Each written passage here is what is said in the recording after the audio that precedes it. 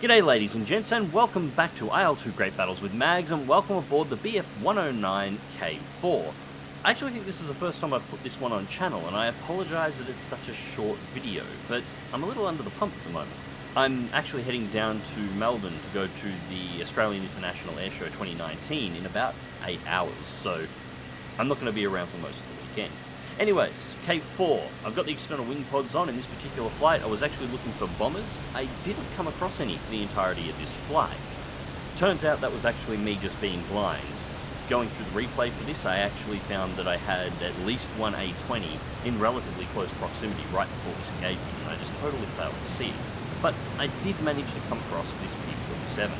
Now, in hindsight, the P-47 was probably escorting the A-20, which is why it was in the area in the first place, and it was also probably why the P-47 didn't break away from this fight and stayed.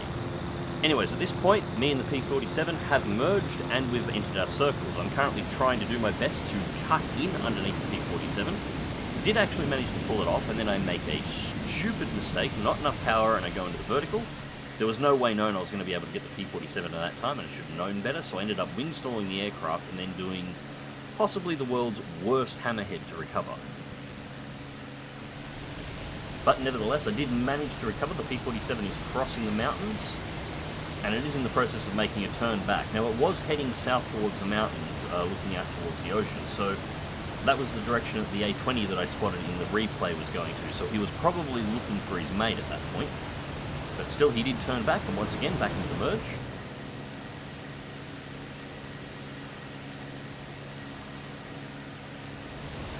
Now, it's got to be said at this point, the K4 in IL-2 is bloody amazing. So much power, and it can turn so well, but it also becomes unstable if you push it too far. So you've got to be very controlled. I was actually concerned that I may wing stall it in this turn.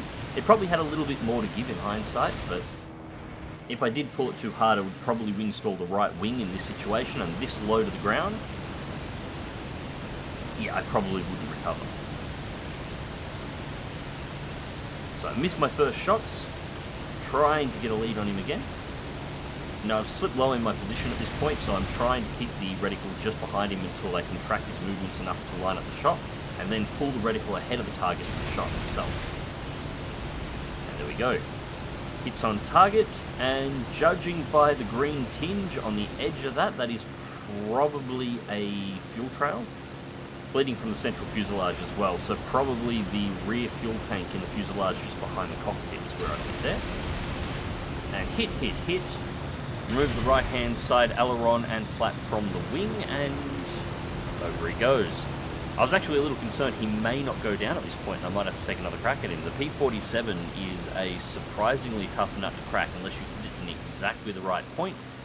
But after turning back underneath, it looks like the pilot realised it was unrecoverable, and he bailed out. So, yeah, this is going to make for a relatively short video in comparison to what I would normally make, but it's nice to actually get some IL-2 dogfighting action back onto the channel again. I've been a little distracted recently with this new cat that I got my hands on that I've been learning to play with. But no time like the present to correct that, so I will be trying to organise an IL-2 flyout once again soon enough. It can't be this weekend because I'm going away to the Australian International Airshow, but probably next weekend if it all lines up. Anybody who's interested, let me know in the comments down below, or just join my Discord server, because we'll be making all the announcements and arrangements there, and that's where the comms will be as well. Anyways guys, hope you enjoyed the flight, and until next time, fly smart, fly safe, and I'll catch you in the skies.